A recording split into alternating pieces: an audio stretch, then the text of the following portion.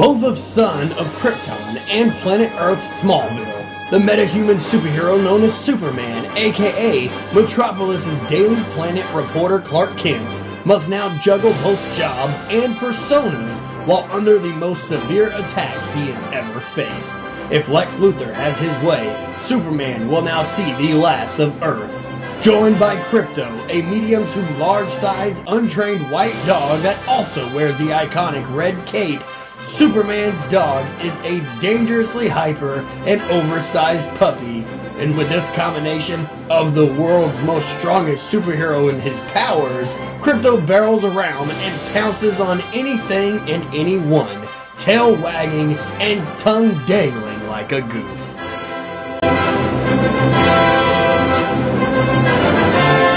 What's going on, guys? Multiverse here with yet another action figure review video, and today we're going to be taking a look at the Deluxe Theatrical Edition of Superman and Krypto by Mcfarlane Toys. Starting off this video, guys, we are of course taking a look at the beautiful Mcfarlane packaging, and this one right here is just a little bit different. It is of course the iconic black box that we know and love, but we do have this very glossy royal blue or dark blue, whatever color blue, going around for the trim with the lettering of the Deluxe Theatrical Edition looking the same. We have the beautiful Superman emblem down the side. I am a sucker for the Kingdom Come logo, so this is something about the new Superman suit that I do love. Flipping over to the side, guys, we see Superman's name written throughout the box, seeing David Cornsweet there in the middle, so I do actually think that is really cool. Flipping over to the back, guys, is a nice little comic image of Superman and his good old buddy Krypto here. Now, I will say they are marketing Krypto a little too much for my liking. I get it, cute dog, cute character, but I don't need to see him in everything. But in this one right here, we'll overlook it, being that it is a Superman and Krypto figure review. Flipping over to the side, guys, not too much going on other than, of course, the logos and the name of the characters. And then down here at the bottom is the barcode for you barcode guys. With all that said, guys, let's go ahead and rip the Man of Steel and Krypto out of his packaging and see how he looks.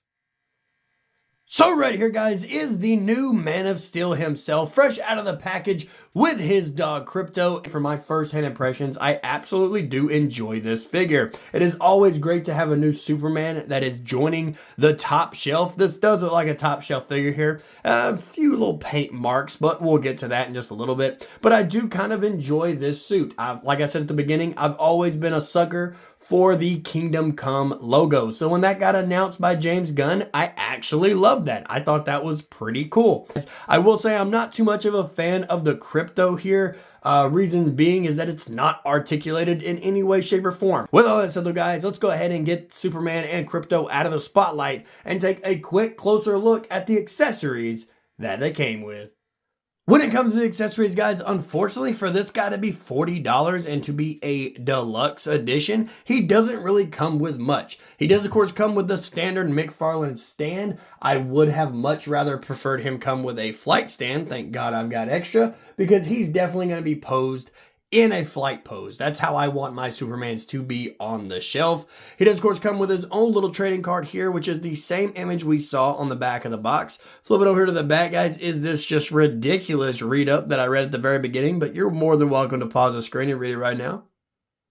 Always give you guys that a little bit of a second. I am going to count Krypto as an accessory and just kind of take a look at the detail here. Being that he doesn't come with any form of articulation or anything like that, to me, he doesn't really qualify as a figure. Now, I do love that we do have the Superman emblem on the collar. I think that is actually really cool. And he does have his own little cloth cape, so it's not just stuck draped over his back. You can get it kind of blowing in the wind there if you wanted to use the imagination there. But the dog itself is fairly detailed. I just wish we would have got some like tail hinge or something, just kind of like bring it to life a little bit instead of just having a taxidermied Krypto here.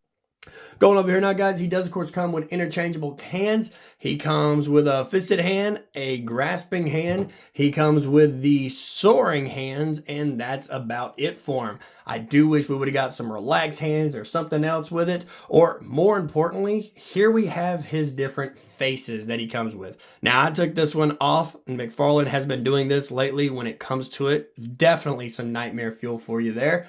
But I do have a bit of a gripe. We have a bit of an angry face, more of like a stern, serious face.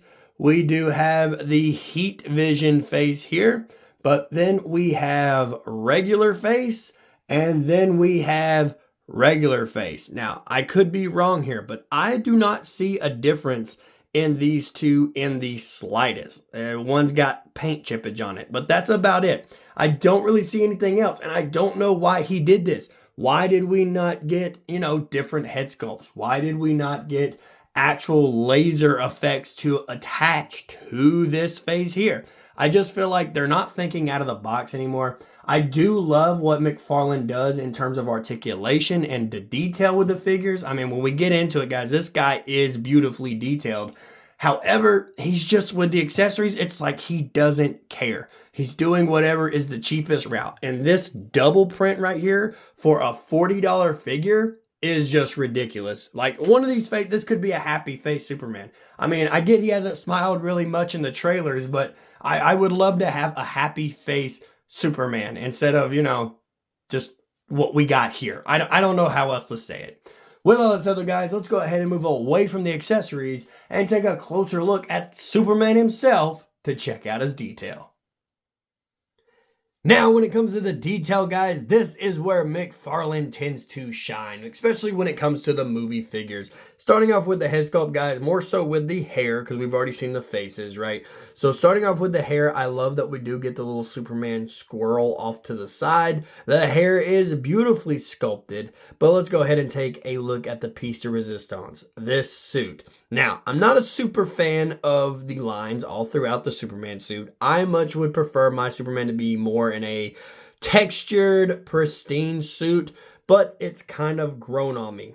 Moving to the emblem here, guys, I do love it when Mcfarlane gives us a textured emblem, something that we can actually feel instead of going the cheap route and just painting the logo on there. I feel like this is what truly separates Mcfarlane Toys from other companies, but he is just starting to blend in with those as well. But we got lucky on this one. This one you can actually feel the emblem, and I do love that they were very careful and put the yellow outline all the way around it. Now, I picked up like 3 of these. I picked up the theatrical one with the cloth cape here, the battle damaged one, and then I also picked up like the base standard. Saw it at Target, so I figured I'd grab it. And I'll be doing a video on those as well, just to kind of spot out any differences that we may see. But just looking at the suit that Mcfarlane gave us here is beautifully textured and detailed. I will say I do have a bit of a gripe with this figure if you guys haven't already seen it. But once you do see it, you can't unsee it. My figure on both ends are cracked, going all the way up his torso here. I took this figure apart after I set it in some hot water,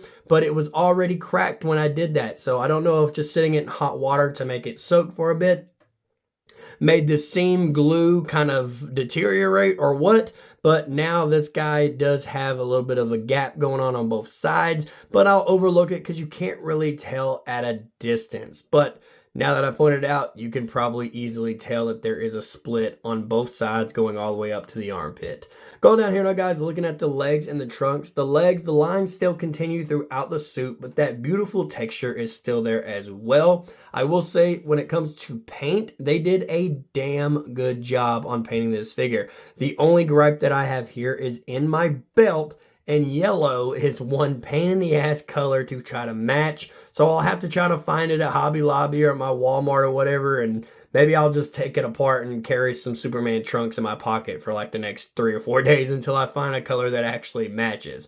We'll see. We'll play it day by day. Flipping over to the back, guys, is the beautiful cloth cape.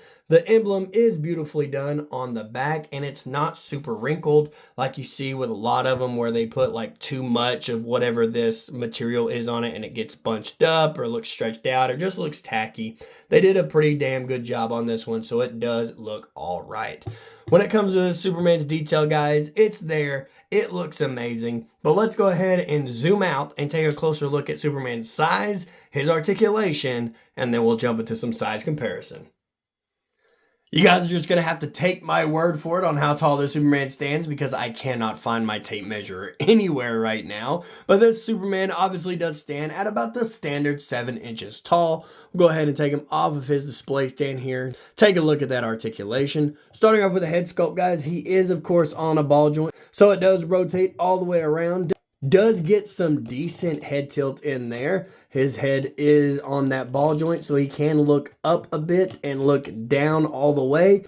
Going down here now, guys, looking at the ab crunch. The abs are also on a ball joint. They don't really go forward at all, and he's not even a limbo master, so we kind of starting to lose that articulation as well. Mcfarlane, what are you doing?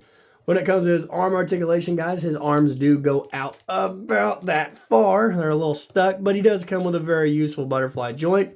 Bicep swivel as well, but maybe this guy needs to soak some more. He's really, really tight still. Double hinged elbows, and since his hands are interchangeable, they do, of course, rotate all the way around and hinge up and down as well.